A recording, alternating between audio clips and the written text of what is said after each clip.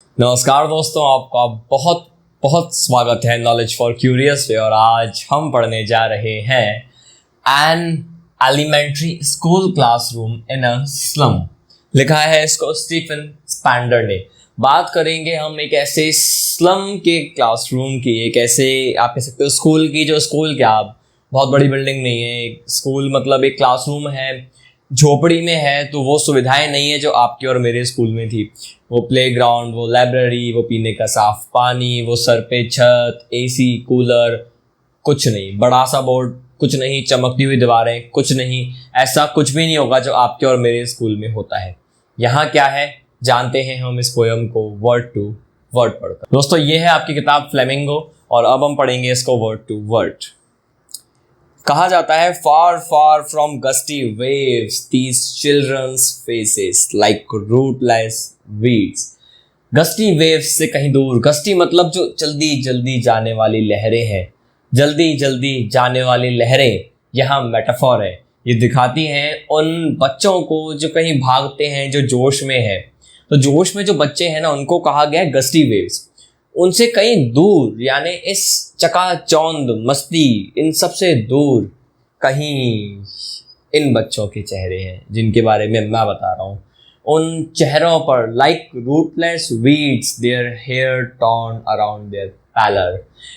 आप कह सकते हो उखड़े हुए पौधों की तरह जो बाल हैं मुरझाए हुए, वो उनके पैलर मतलब एक ऐसा चेहरा जो विवर्ण है, जिसके चेहरे पे चमक नहीं है। कुपोषण के कारण, मेल न्यूट्रिशन के कारण जो चमक है वो जा चुकी है, और मुरझाए हुए से बाल उस चेहरे पर हैं। The tall girl with her weighed down head, the paper seeming boy with rat's eyes। एक लड़की है जो थोड़ी सी लंबी है उस क्लास में, वो हेड डाउन करके बैठी हुई है, जैसे आप और मैं स्कूल में बैठते थे।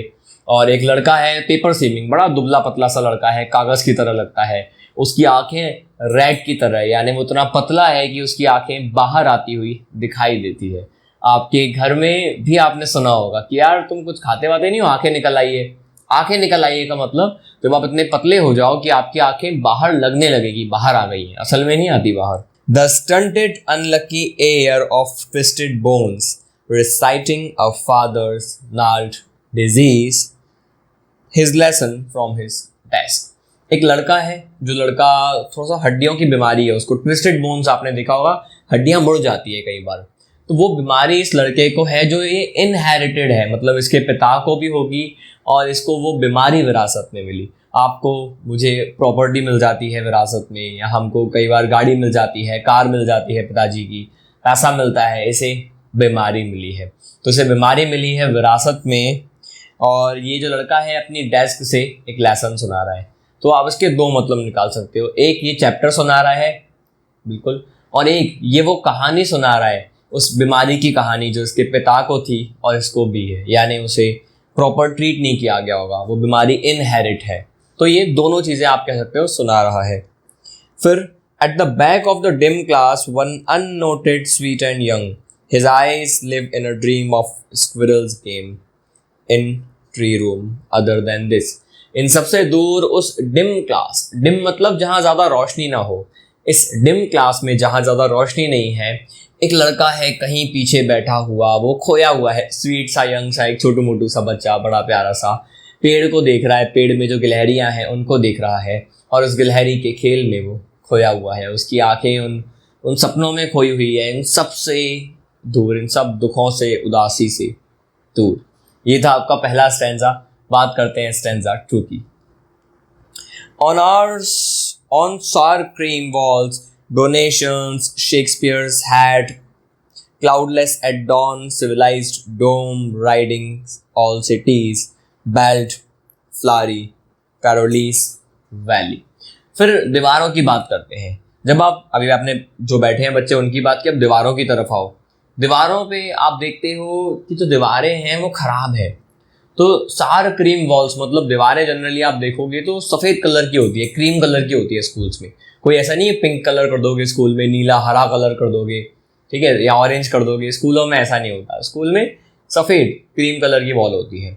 ये ऑफ वाइट हो चुकी है, मतलब मैली हो चुकी है, अब उतनी शाइन बची नहीं है। तो सार क्रीम वॉल्स मतलब जो शाइन खत्म हो गई हो जिसकी। लेकिन उस जब शाइन खत्म हो चुकी है, कहीं जगह पेंट उखड़ा होगा, पुट्टी उखड़ी होगी, सीलन आ गई होगी, उसको छुपाने का क्या सोल्यूशन है? यहाँ कोई रेनोवेशन वाला काम नहीं है।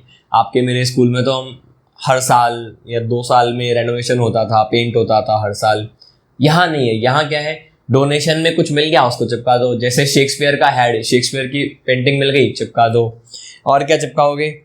एक तस्वीर है, एक सीनरी है जो टैरोलीज वैली की है। एक वैली है कहीं पर, उस वैली का सीन है जहाँ पे आसमान है, सुबह के समय, सनराइज के समय कोई बादल नहीं है और बहुत सारी बिल्डिंग्स से दूर हमको दिखता है सूरज, निंजा हथौड़ी में जैसा आपने देखा होगा। ठीक है जी, तो कई बिल्डिंग्स है, बिल्डिंग से दूर आप देखते हो सूरज उग रहा है। वो एक खूबसूरत सी तस्वीर आपको मिलती है इस आप कह सकते हो इस क्लासरूम के दीवारों पे। और क्या मिलता है? और आपको मिलता है open handed map awarding the world it's world. एक मैप है, मैप के लिए क्या कहा गया है? Awarding the world it's world. आपकी मेरी इस दुनिया को, हमारी दुनिया कौन गिफ्ट करता है? मैप। अगर आपको नहीं पता हो, मुझे नहीं पता हो कि इंडिया मैप पे कहाँ है, तो हम कैसे इमेजिन करेंगे कि ये इंडिया है, ये अफगानिस्तान है, ये पाकिस्तान है, ये नेपाल है, ये यूएस है? कैसे इमेजिन करेंगे बिना मैप के? तो मैप इस दुनिया को दुनिया गिफ्ट करता है। ये मैप चिपका हुआ है, पर एक कॉन्ट्राडिक्शन है। क्या कॉन्ट्राडिक्शन है, क्या आयरनी है? And yet for these children these Windows not this map there world. पर इन बच्चों के लिए उनकी दुनिया वो नहीं है। उनको नहीं पता चलेगा ये यूएस है, ये क्या है, उनको नहीं पता। उनके लिए दुनिया खुली हुई नहीं है। उनके लिए दुनिया क्या है? वो विंडोज बस। उनकी ज़िंदगी उन खिड़कियों तक सीमित है। उन खिड़कियों ने उनकी ज़िंदगी को बांध रखा है। Where all their futures is painted with a fog। ऐसा लगता है कि उनका पूरा का पूरा भविष्य फॉग यानी धुंध से ढका हुआ है, यानी धुंधला है। उनको भविष्य में अपने अंधकार दिखता है, कोई उम्मीद नहीं है। आप और मैं जब मैप में देखते हैं तो हमारे दिमाग में उम्मीदें आती है। ये इंडिया है, यहाँ से कभी दुबई जाएंगे, यहाँ से कभी पेरिस जाएंगे, ये ऐसा होता है, वो वैसा होता है। ये यहाँ पे पेट ही नहीं भरा हुआ। अब जिन बच्चों का पेट भरा हुआ नहीं है वो क्या सोच पाएंगे उससे ऊपर? तो इनके लिए उनका भविष्य है वो पूरा ढका हुआ है फॉग से, धुंधला है वो भविष्य। A narrow street sealed in with a lead sky. सड़कें नैरो हैं, मतलब आप कह सकते हो एक ऐसी सड़क जो पतली सी है, कहीं जाने का रास्ता नहीं है और वो ख़त्म होती है लेड स्काई पे, यानी एक ऐसा आसमान जो लेड जैसा है, स्लेटी है, अंधकार वाला है, कोई रोशनी नहीं, यानी कहीं से कहीं उम्मीद ही नहीं है। खिड़कियाँ जो भविष्य को बंद करती है, जहाँ से भविष्य धुंधला दिखता है। वो सड़क यानी वो जो भी काम कर रहे हैं, जिस राह पे चल रहे हैं, जिस गरीबी में है, वो उनको लेके जाती है लेड स्काई पे, यानी अंधकार की तरफ। कोई उम्मीद नहीं, कोई डायरेक्शन नहीं, कोई प्रोग्रेस नहीं। Far far from rivers, capes and stars of words. कहाँ से दूर? इन नदियों से, इन केप्स से और स्टार्स ऑफ वर्ड, शब्दों से दूर। मतलब आप कह सकते हो न शब्द जिंदगी में है, न वो सितारों की पढ़ाई है, न नदियाँ, न केप। केप मतलब होता है एक ऐसा इलाका जहाँ पे ज़मीन हो और पानी भी हो। मतलब आप कह सकते हो एक ऐसा लैंड एरिया जो ऐसा थोड़ा तिरछे में हो और यहाँ पे आसपास पानी हो, जैसे केप ऑफ गुड होप आपने सुना होगा। ठीक है जी, सेकेंड स्टैंजा। अब बात करते हैं थर्ड की। Surely Shakespeare is wicked, the map is a bad example. इनको पढ़ाने वाला कोई है नहीं उतना खास। उनको नहीं पता वो शेक्सपियर कौन है। हमको पता है विलियम शेक्सपियर, इतनी सारी poem, the father of English literature. वो क्या मन में कहानी बनाएंगे? जैसे हम लोग नहीं करते थे कई बार। हमको जब इंग्लिश हिंदी में राइटर की फ़ोटो होती थी हमारे यहाँ, तो हमें नहीं पता था कि राइटर कितना महान है भाई, भारतेंदु हरिश्चंद्र या ऐसे कुछ। हम ऐसे मन से कहानी बनाते थे, ये ऐसा होगा, वो ऐसा होगा। तो वो लोग भी कहानी बनाते होंगे, शेक्सपियर ये बंदा पक्का बुरा होगा, ये पक्का कोई विलन होगा, ये कोई तानाशाह होगा। उनको क्या पता कौन है वो? शेक्सपियर उनके लिए क्या है? विलन है। The map a bad example. Map उनके लिए एक बैड एग्जाम्पल है। मैप क्या बताता है उनको? With ships and sun and love tempting them to steal for lives that slyly turn in their cramped holes from fog to endless night। Map क्या बताएगा उनको? मैप उनको बताएगा कि इस दुनिया में शिप्स जैसा कुछ है जहाँ आप ट्रैवल कर सकते हो, सन है, लव है, मतलब बेसिकली एक खूबसूरत सी दुनिया है, पैसे वाली एक दुनिया है जो उनको शायद मोटिवेट करेगा चोरी करने के लिए। उनको पढ़ाई तो वो मिल नहीं रही कि वो ईमानदारी से कमा पाएँ, कोई पावर तो उनको दे नहीं रहा, तो हो सकता है ये सारी दौलत उनको मजबूर कर दे चोरी करने के लिए। बॉलीवुड में नहीं कहते हमारे कोई अपने माँ के पेट से चोर बन के पैदा नहीं होता, उसको मजबूरियाँ चोर बना देती हैं। तो वैसा ही है, ये मैप्स बताएंगे उनको कि दुनिया में कितना कुछ है। अगर आपके पास पावर हो, दौलत हो, शायद उसको चोरी करने के लिए मोटिवेट ना कर दें ये सब चीज़ें। वैसे भी उनकी जो ज़िंदगी है वो कैसी है, जो स्लाइली यानी धीरे धीरे उनके क्रैम्प्ड होल्स में, क्रैम्प्ड होल्स मतलब एक बहुत ही ऐसे घर जो जहाँ स्पेस नहीं है, नॉन स्पेशियस, जहाँ पे छोटे छोटे से ज़्यादा भरे हुए जो घर हैं, उन घरों में बैठे हैं ये बच्चे। और इनकी जो ज़िंदगी है वो फॉग से एंडलेस नाइट में जा रही है। फॉग वो धुंध जो कभी हट सकती है, एंडलेस नाइट वो अंधेरा जो कभी खत्म नहीं होगा। यानी बचपन एक ऐसा टाइम है जब धुंध है, गरीबी दूर हो सकती है। अगर कमज़ोरी मतलब शरीर की कमज़ोरी है, मन की कमज़ोरी है, बुद्धि की कमज़ोरी है, ज्ञान नहीं है, न्यूट्रिशन नहीं है, वो दूर हो सकता है। पर ये धीरे धीरे बड़े हो रहे हैं, धीरे धीरे इनका जीवन ऐसा बन रहा है कि आप चाहो तो भी आप कुछ नहीं कर पाओगे। और ये जो फॉग है, फॉग मतलब ये जो टेम्पररी प्रॉब्लम है ना पढ़ाई होने की, ये एंडलेस नाइट बन जाएगी। यानी फिर आप कभी सॉल्व नहीं कर पाओगे। ये गरीब पैदा हुए थे और हमेशा के लिए गरीब रह जाएंगे। वक्त है, जब तक फॉग है कोई आए इनको पढ़ाई दे दे, वरना बिना पढ़ाई के ये फॉग एंडलेस नाइट में बदल जाएगी। इस तरीके से इनकी ज़िंदगी धीरे धीरे खिसकती जा रही है परमानेंट गरीबी की तरफ, परमानेंट इग्नोरेंस की तरफ। फिर क्या कहा गया है, on their slag heap these children wear skins peeped through by bones and spectacles of steel with mended glasses like bottle bits on stones। जब वो बैठते हैं तो ऐसा लगता है कि मान लो एक कचड़े का ढेर है, गंदगी है आसपास। जब कचरे के ढेर पे वो बैठते हैं तो ऐसा लगता है कि उनके शरीर से, उनकी स्किन से जो उनकी हड्डियां वो बाहर आ रही है। मतलब इतना कुछ बीच में है ही नहीं, हड्डी और स्किन के बीच में लगता ही नहीं है क्योंकि मांस है। इतने ज़्यादा पतले हैं ये लोग, आंखें कमज़ोर है। अगर चश्मा पहनते हैं तो चश्मा इतना भारी, स्टील का चश्मा, टूटे हुए कांच, ये नहीं जैसा ये चश्मे होते हैं अच्छे वाले कि भाई कुछ टूटा हुआ नहीं है, स्क्रैच नहीं है, वैसे चश्मे नहीं है। चश्मे कमज़ोर स्टील के बने हुए। चश्मा ऐसे देख के लगता है जैसे कहीं पे कोई टूटी हुई कांच की बोतल पड़ी हो, उसको उन्होंने पता नहीं कैसे चश्मा बना लिया हो, शौक के लिए बना लिया या नजरों के लिए बना लिया।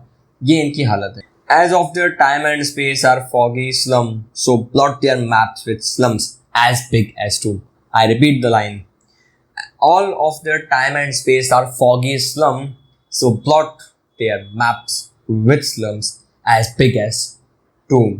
जब उनकी ज़िंदगी में रहना ही ऐसा सब कुछ है, ये बहुत आवेश में स्टीफन सोच रहे होंगे, जब इनकी ज़िंदगी पूरी की पूरी इस फॉगी स्लम में रहेगी, इस गरीबी भरे झोपड़ी में बीतनी है, तो जो मैप है ना, उस मैप पे निशान लगा दो इनकी लोकेशन। क्योंकि वैसे तो लोकेशन बताएगा नहीं वो कि यहाँ पे एक झोपड़ी है।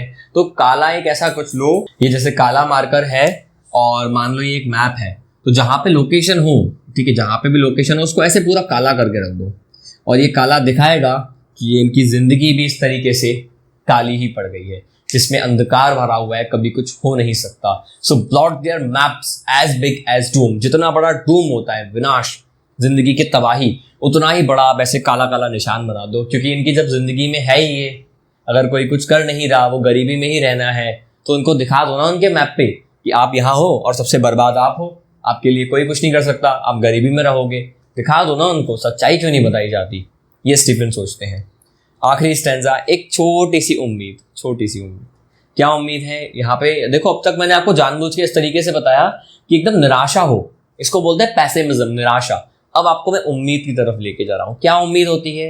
आपने नायक मूवी देखी होगी। नायक मूवी में आपने देखा है ना, कुछ अन्याय हो रहा होता है, अनिल कपूर जाके न्याय करते हैं। या शिवाजी द बॉस देखी होगी, तुमको मैं हॉस्पिटल दूंगा, तुमको मैं स्कूल दूंगा। अगर ऐसा कभी कोई आए, कोई सरकारी आए, तो कैसा होगा? Unless governor, inspector, visitor, this map becomes their window and these windows that shut upon their lives like catacombs.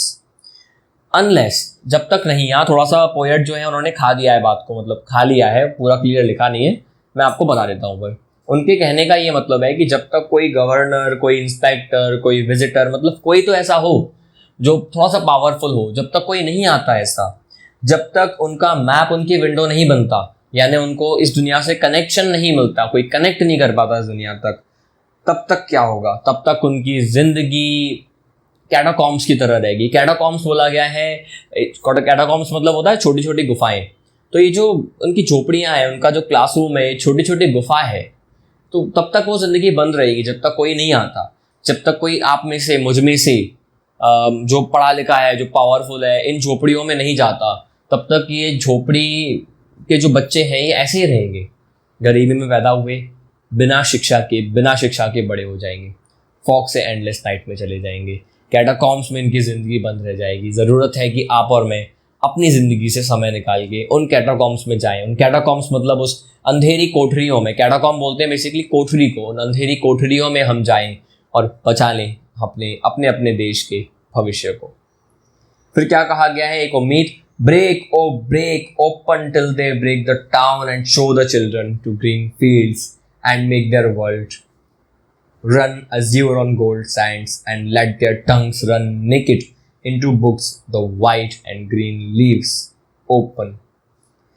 फिर क्या कहा गया है, break open till they break the town, मतलब यू कैन से इन बंदिशों को तोड़ दो जो उनको रोक रही है, ये खिड़कियाँ, ये बंदिशें, उनको तोड़ दो और क्या करो, इनको टाउन में ले आओ, इनको मेन शहर में ले आओ, ये पूरी दुनिया को देख पाएंगे अपने। और फिर क्या होगा, फिर इन्हें दिखाओ कि ये होता है खुला धरती, ये होते हैं हरे हरे खेत, इनको चलने दो सुनहरी मिट्टी पे, नीले आसमां के नीचे, रन एज़्योर मतलब आसमां के नीचे, तो नीला आसमां हो, बगल में हरे हरे खेत हो, पैरों के नीचे मिट्टी हो, उनको चलने दो। Let their tongue run naked, उनकी जो जीभ है उसको पढ़ने दो, ये किताबें उन बच्चों के हाथ में होना चाहिए थी जिनके हाथ में वो नहीं है, उनके पास टीचर होना चाहिए जिनके पास वो नहीं है, तो उनको पढ़ने दो किताबें। वो वाइट एंड ग्रीन लीव्स मतलब क्या, वाइट लीव्स ये कागज़ के पन्ने, हरी लीव्स मतलब नेचर, उनको नेचर के पास आने दो, देखने दो दुनिया कितनी खूबसूरत है, दुनिया में कितना ज्ञान है। क्यों? क्योंकि ओपन, ये सब ओपन होगा लीव्स, ठीक है। History there's host language is the sun, क्योंकि इतिहास वही लिखते हैं जिनकी भाषा होती है सूरज, जिनके पास आज़ादी है, जिनके पास रिसोर्सेस हैं, जैसे आपके और मेरे पास। हमारे हाथ में है इस देश का भविष्य, उन बच्चों के हाथ में जिनके हाथ में छोड़ो, उनके पेट में दाना तक नहीं गया, तो वो क्या ही पढ़ पाएंगे और क्या कर पाएंगे, आप बताओ। जो चाइल्ड लेबर्स हैं, आपने लॉस्ट स्प्रिंग हमारा एक चैप्टर है, आप ज़रूर पढ़िएगा, शायद आपको अभी दिख भी रहा होगा हमारे आई बटन पे। ऐसे ही और चैप्टर्स हमारे 12th, 11th, 10th, 9th के हम अपलोड कर चुके हैं। प्लस अगर आप क्लास 12th में मुझसे पढ़ना चाहते हैं तो आप मेरी बैच ज्वाइन कर सकते हैं, जिसमें मैंने chapters, writing portion, grammar, reading portion, weekly test, सब कुछ आपको प्रोवाइड किया हुआ है। नंबर अभी आपको दिख रहा होगा। धन्यवाद।